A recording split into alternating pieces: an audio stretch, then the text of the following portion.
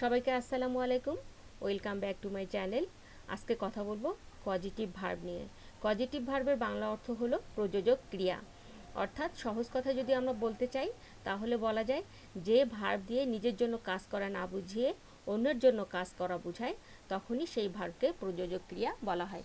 আজকে দেখব have, get, make, help ও লেট দিয়ে কিভাবে পজিটিভ সেন্সে সেন্টেন্স মেক করা যায়। ঠিক আছে, একটু আমরা এই ছবি দুটা দেখি একটু। হ্যাঁ, এই দুটা ছবিতে কি দেখা যাচ্ছে দেখেন, এই বাচ্চাটা কিন্তু নিজে খাচ্ছে না। হ্যাঁ, মা তাকে খাওয়াই দিচ্ছে, খাওয়ানোর কাজটা মা করছে। আবার এখানে কি এই মেয়েটি একটি বিউটি স্যালুনে গেছে, সেখানে কি হেয়ার কাট করে নিচ্ছে। ঠিক আছে, অন্যের দ্বারাই করে নিচ্ছে, নিজে কাজটি করছে না, অন্য কেউ কাজটি করে দিচ্ছে তাকে। ঠিক আছে, তাহলে আমরা কয়েকটি এক্সাম্পল দেখি। যদি বলি আমি দেখি তাহলে কি হবে আই সি, কিন্তু যদি বলি আমি দেখাই তাহলে কি আই সি হবে, আই শো হবে। আমি খাই আই ইট, আমি খাওয়াই আই ফিড, আমি শিখি আই লার্ন, আমি শেখাই আই টিচ। ঠিক আছে, তাহলে ইংরেজিতে এরকম পজিটিভ সেন্সে ভার্ব খুব কম সংখ্যক আছে। এই জন্য আমরা make, get, have, help, let ইত্যাদি দিয়ে পজিটিভ সেন্সে সেন্টেন্স মেক করতে পারি। সেক্ষেত্রে তবে আরেকটি কথা বলি, এই যে make, get, have, help, let ইত্যাদি দিয়ে কিন্তু ইত্যাদির অনেক রকম ব্যবহার আছে ইংলিশে, কিন্তু পজিটিভ সেন্সে যখন আমরা সেন্টেন্স মেক করতে যাব তখন আমাদের দুটি বিষয় খেয়াল রাখতে হবে। বিষয় দুটি হলো গ্রামাটিক্যাল স্ট্রাকচার এবং মিনিং। হ্যাঁ, মিনিংয়ের উপর ভিত্তি করে এগুলোর বিভিন্নটা বসতে পারে, সেই স্যান্টেন্সের মিনিংটা কি, আবার স্ট্রাকচার আমাদের খেয়াল করতে হবে। ঠিক আছে, আমরা একটু দেখে নিই। দেখেন, পাঁচটি স্টেপে বা পাঁচটি ধাপে আমরা পজিটিভ সেন্সে সেন্টেন্স মেক করতে পারি। এই যে এই হ্যাভ, গেট, মেক দিয়ে, লেট এবং হেল্প দিয়ে। প্রথমটা দেখি, হ্যাভ এবং গেট আমরা কোন কোন ক্ষেত্রে ব্যবহার করতে পারি। হ্যাভ বা গেট আমরা কখন ব্যবহার করব, যে যখন আমি কারো দ্বারাই কোনো কাজ করে নিব এবং তাকে তার জন্য পে করব, সেক্ষেত্রে আমরা হ্যাভ এবং গেট দিতে পারি। আবার হ্যাভ এবং গেট আর একটা ক্ষেত্রে ব্যবহার করা যায়, সেটা কি, যে নর্মালি কাউকে দিয়ে আমি কোনো কাজ করাচ্ছি বা করতে বলি, বা কাউকে বুঝিয়ে বা ম্যানেজ করে যখন কোনো কাজ বোঝাবে তখন আমরা হ্যাভ অথবা গেটের যে কোনো একটি ব্যবহার করতে পারি। আর মেক আমরা কখন ব্যবহার করব, যে কাউকে যখন ফোর্স করে কোনো কাজ করা হবে, তাকে সে করতে চাচ্ছে না, তার ইচ্ছা ছিল না, এরকম ক্ষেত্রে মেক ব্যবহার করব। আরেকটি ক্ষেত্রে আমরা মেক ব্যবহার করতে পারি, সেটি হলো কি, যখন আমি কোনো কাজ করব বা কেউ কোনো কাজ করবে যার উপর তার কন্ট্রোল থাকবে না, সেটা হয়ে যাবে, সেরকম বোঝাতে আমরা মেক ব্যবহার করব। লেট কখন ব্যবহার করব এটা জানি আমরা সবাই, পারমিশন যখন দেওয়া হবে বা কোনো কিছু ঘটতে দেওয়া হবে সেরকম ক্ষেত্রে আমরা লেট ব্যবহার করব। আর হেল্পটা এটা খুবই সহজ, কাউকে কোনো কাজে যখন সাহায্য করা বোঝাবে তখন আমরা হেল্প ব্যবহার করব। চলুন আমরা প্রথমটি দেখে নিই। হ্যাঁ, হ্যাভ এবং গেটের ব্যবহার, এটা কি পেইং ফর সার্ভিস। হ্যাঁ, একটু এক্সাম্পল দেখি আমরা। আমি আমার গাড়ি পরিষ্কার করি। হ্যাঁ, আই ক্লিন মাই কার, আমি প্রতি সপ্তাহে আমার গাড়ি পরিষ্কার করিয়ে নিই। হ্যাঁ, তার মানে কি, এই যে করিয়ে নেওয়ার কাজটা করিয়ে নেওয়া হচ্ছে, এখানে কিন্তু করি নিজে করছি, আর এখানে করিয়ে নেওয়া হচ্ছে। তাই সেক্ষেত্রে অবশ্যই এখানে একই রকম হবে না, আই ক্লিন মাই কার মানে আমি পরিষ্কার করি, বাট আমি প্রতি সপ্তাহে আমার গাড়ি পরিষ্কার করিয়ে নিই। হ্যাঁ, তাহলে কি বসাবো, আমি প্রথমে সাবজেক্ট বসাবো, হ্যাভ বা গেটের মধ্যে যে কোনো একটা বসাতে হবে। তারপরে কি, এই যে আমার গাড়ির কাজটা হচ্ছে মাই কার বসাবো, এবং এরপরের নিয়মটা কি, এই যে ভার্বের পাস্ট পার্টিসিপল বসাবো, অর্থাৎ ভার্বের থার্ড ফর্ম যেটাকে বলা হয়, ভার্বের পাস্ট পার্টিসিপল বসাবো, তারপরে বাকি অংশ। I have or get my car cleaned every week. আরেকটি এক্সাম্পল দেখি, আমি আমার বাড়ি রং করেছিলাম, I painted my house. But আরেকটা যদি বলি আমরা, আমি আমার বাড়ি রং করিয়ে নিয়েছিলাম, পাস্ট টেন্সে এটা। এখানে বলে রাখি, আমরা কিন্তু পজিটিভ ভার্ব দিয়ে প্রেজেন্ট, পাস্ট এবং ফিউচার তিনটা সেন্টেন্সেই আমরা সাবজেক্ট মেক করতে পারি।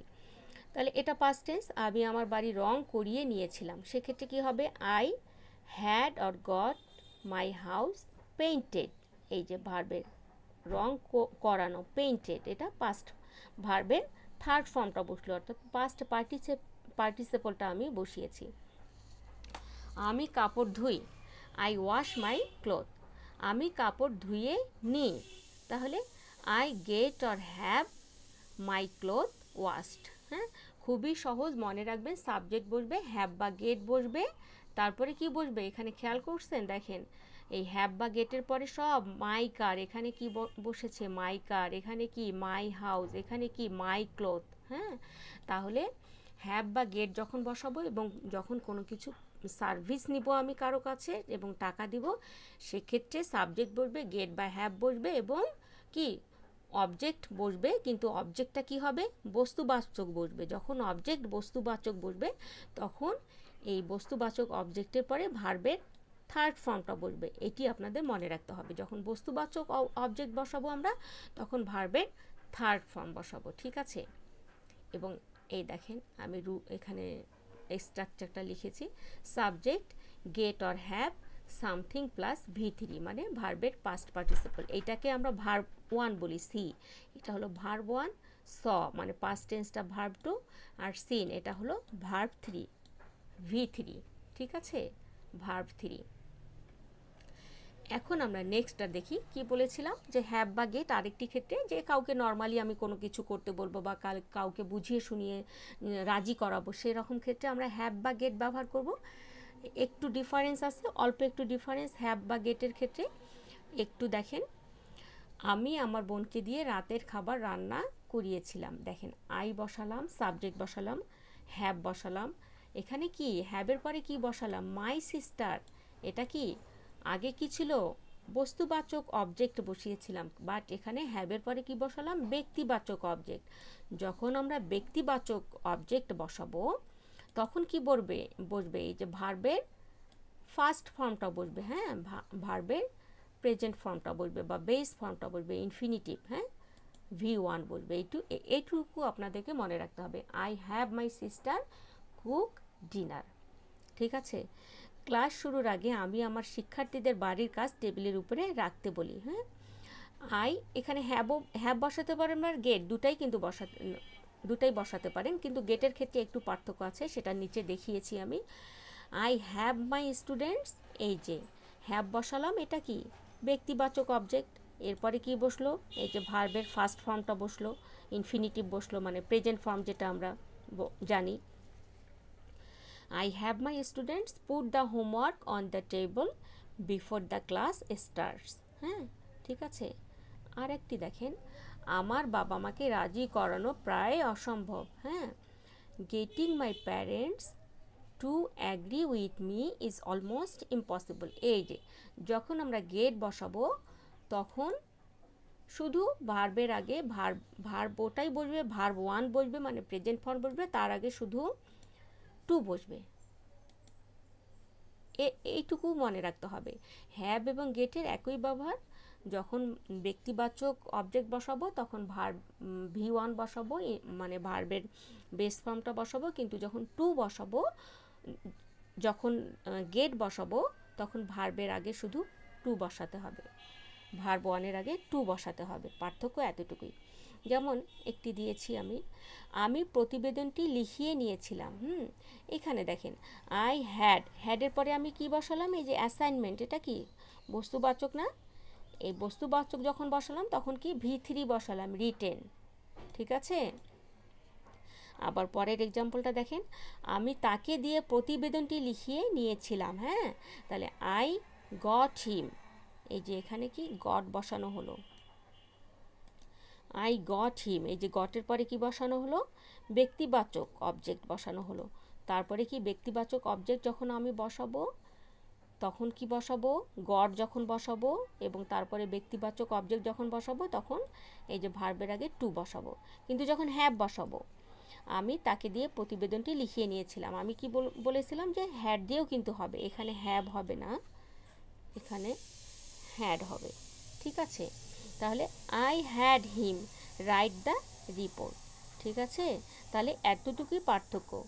গট বা হ্যাড দুটোই বসাবো, V1 বসবে, কিন্তু যখন গেট বসাবো তখন V1-এর সামনে একটা টু বসবে। পার্থক্য এতটুকুই। ঠিক আছে, এই পার্থক্যটুকুই মনে রাখবেন আপনারা। দেখেন আমি এখানে স্ট্রাকচারটা দিয়েছি, subject, get, person to infinitive বা verb one, subject have person infinitive verb one, subject get or have something plus V3, ঠিক আছে। মানে এখানে যখন পারসন বসাবো তখন V1 বসবে, যখন সামথিং বসাবো মানে বস্তুবাচক অবজেক্ট বসাবো তখন V3 বসবে। শুধু এতটুকুই মনে রাখবেন। আর যখন গেট বসাবেন, যখন সাবজেক্টের পরে গেট বসাবেন এবং তারপর পারসন বসাবেন তখনই শুধু টু বসাবেন V1 এর আগে, ঠিক আছে। এই গেল হ্যাভ এবং গেটের ব্যবহার। এবার দেখি মেকটা আমরা কিভাবে ব্যবহার করতে পারি। আমি কি বলেছিলাম যে যখন কোনো কিছু ফোর্স করা হবে বা যখন কোনো কিছু আমার কন্ট্রোলে থাকবে না সেরকম ক্ষেত্রে আমি মেকটা ব্যবহার করব, হ্যাঁ। তবে ফোর্সটা আবার কি হতে পারে, ফিজিক্যাল হতে পারে, মেন্টাল হতে পারে বা ইমোশনালও হতে পারে। আমরা কয়েকটি এক্সাম্পল দেখলেই আমাদের ক্লিয়ার হয়ে যাবে। যেমন একজন পুলিশ কর্মকর্তা তাকে দিয়ে স্বাক্ষর করান, হ্যাঁ। এখানে কিন্তু বোঝাই যাচ্ছে যে হয়তোবা তাকে মেন্টালি বা ইমোশনালি তাকে ফোর্স করানো হয়েছে, হ্যাঁ। A police officer makes him sign, same rule, আগের মতোই রুল। সাবজেক্ট বসবে, মেক বসবে, তারপরে পার্সন বসবে। তখন কি পার্সন বসালেই আমরা ভার্ব ওয়ান বসাবো, ঠিক আছে। পার্সন বসালেই আমরা ভার্ব ওয়ান বসাবো। এই যে মেক্স, যেহেতু a police officer third person singular number, এ কারণে মেকের পরে এস বসানো হলো। A police officer makes him sign. পরীক্ষার আগে আমি আমার মেয়েকে দিয়ে গণিত করিয়ে নিয়েছিলাম, হ্যাঁ। তার মানে কি, এটা এই সেন্টেন্সটা দিয়ে কি বোঝানো যাচ্ছে, তাকে আমি ফোর্স করেছিলাম, সে হয়তোবা করতে চাচ্ছিল না, আমি তাকে চাপ দিয়ে করিয়ে নিয়েছিলাম। তাহলে কি বলবে, subject I made my daughter, এখানে কি মাই ডটার, এটা কিন্তু ব্যক্তিবাচক object. I made my daughter solve mathematics before the exam. এখানে দেখেন এই সেন্টেন্সটা একটু দেখি, আমার ছোটো মেয়ে সবসময় আমাকে হাসায়। তার মানে কি, আমার কন্ট্রোল থাকে না ওই সময়, সে কোনো একটা কিছু বলে আমি হেসে ফেলি, তার মানে আমার কন্ট্রোল তখন থাকে না। তখন কি হবে, তখন সেক্ষেত্রে আমরা কি ব্যবহার করব, মেক দিয়ে পজিটিভ সেন্সে বাক্য তৈরি করব আমরা। My younger daughter always makes me smile, এই যে V1 বসলো, ঠিক আছে, ভার্বের মানে ইনফিনিটিভ বেস ফর্ম বসলো। এই ছায়াছবিটি আমাকে শেষের দিকে কাঁদিয়েছিল, হ্যাঁ। This movie made me Cry at the end, মানে কি, এই যে ছবি, আমি সিনেমা একটা দেখতেছিলাম, আমি শেষের দিকে কেঁদে ফেলেছিলাম, তার মানে আমার নিজের উপর কন্ট্রোল ছিল না, আমি ওই কাজটি করতে পারিনি, আমি কেঁদে ফেলেছিলাম, ঠিক আছে। একটু দেখি, সাবজেক্ট মেক অবজেক্ট, এখানে মনে রাখতে হবে মেক দিয়ে যখন আমরা সেন্টেন্স মেক করব তখন অবজেক্টটা অবশ্যই পার্সন হবে, সবসময় পার্সন বসবে এখানে মেকের ক্ষেত্রে। আর এই যে V1 বলবে, সাবজেক্ট মেক ব্যক্তিবাচক অবজেক্ট এবং V1, ঠিক আছে। এই গেল মেকের ব্যবহার। আরেকটি দেখি, লেট আমরা কখন ব্যবহার করব, যে যখন কাউকে কোনো কিছু করার অনুমতি দিব বা কোনো কিছু কাউকে করতে দেওয়ার অনুমতি বা কোনো কিছু করতে দেওয়া, তাকে আমি অ্যালাউ করছি, এরকম ক্ষেত্রে আমরা লেট ব্যবহার করব। যেমন এক্সাম্পল দেখি, মা তার ছেলে মেয়েদের প্রতিদিন সন্ধ্যায় টিভি দেখতে দেন, হ্যাঁ। মা এখানে কি করতে দেয় বা তাদেরকে অনুমতি দেয়, সেরকম ক্ষেত্রে আমরা কি বসাবো, এই যে সাবজেক্ট বসাবো, লেট বসাবো। লেটটা কি, লেট এস কেন বসালাম, এই যে মাদার, এটা থার্ড পারসন সিঙ্গুলার নাম্বার, এই কারণে ভার্বের শেষে এস বসানো হলো। Mother lets her children see cartoons on TV every day in the evening, হ্যাঁ। এই যে লেটের পরে কি বসলো এখানে, এই যে ব্যক্তিবাচক অবজেক্ট বসলো, মানে আমি এর আগেও বলেছি ব্যক্তিবাচক অবজেক্ট বসলে তখন কিন্তু V1 বসবে, হ্যাঁ, তখন কিন্তু V3 বসবে না, হ্যাঁ। তার রুলস স্ট্রাকচারটা একটু দেখি, subject let person infinitive V1। আরেকটি দেখি, আমি চারা গাছগুলোকে রোদে বাড়তে দিয়েছিলাম, হ্যাঁ, এটা কিন্তু পাস্ট টেন্স, বাড়তে দিয়েছিলাম। I let the plants grow in the sun, হ্যাঁ। তাহলে মনে রাখবেন লেট কিন্তু ইররেগুলার ভার্ব, অর্থাৎ লেটের ভার্ব 1 ভার্ব 2 ভার্ব 3 একই ফর্ম, লেট লেট লেট, ঠিক আছে। I let the plants grow in the sun, ঠিক আছে। এই ছিল লেটের ব্যবহার। এবার দেখি হেল্পটা কি, এটা হেল্পটা এটা সহজ। যখন কাউকে কোনো কাজে সাহায্য করা বোঝাবে তখন আমরা হেল্প ব্যবহার করব। হ্যাঁ, যেমন একটা এক্সাম্পল দিয়েছি, আমার সহকর্মীগণ আমাকে ম্যাগাজিনটি তৈরি করতে সাহায্য করেছিল। পাস্ট টেন্স এটা, তাহলে কি হবে? পাস্ট টেন্স হেল্প বসাবো, হেল্পের পাস্ট ফর্মটা বলবে মাই colleagues helped me to make the magazine. এখানে একটু আগে বললাম যে যখন আপনারা এই হেল্প, এটা কি পজিটিভ সেন্সে আমরা ব্যবহার করব। হ্যাঁ, পজিটিভ সেন্সে যখন ব্যবহার করব, আমি কি বলেছিলাম যে ব্যক্তিবাচক যখন আমরা বসাবো, অবজেক্ট বসাবো, তখন ভার্ব ওয়ান বসবে। আর গেটের ক্ষেত্রে বলেছিলাম গেট যখন বসাবেন তখন ভি ওয়ানের সামনে টু বসবে। আর এখানে হেল্প, এটা কিন্তু অপশনাল, আমি ব্র্যাকেট দিয়ে দিয়েছি। হেল্প যখন আমরা ব্যবহার করব, কোনো সেন্টেন্স মেক করব পজিটিভ সেন্সে, তখন হেল্পের পরে আমরা টু বসাতেও পারি, নাও বসাতে পারি। আপনারা যদি টু না বসিয়ে এখানে করেন my colleagues help me make the magazine, তাও হবে।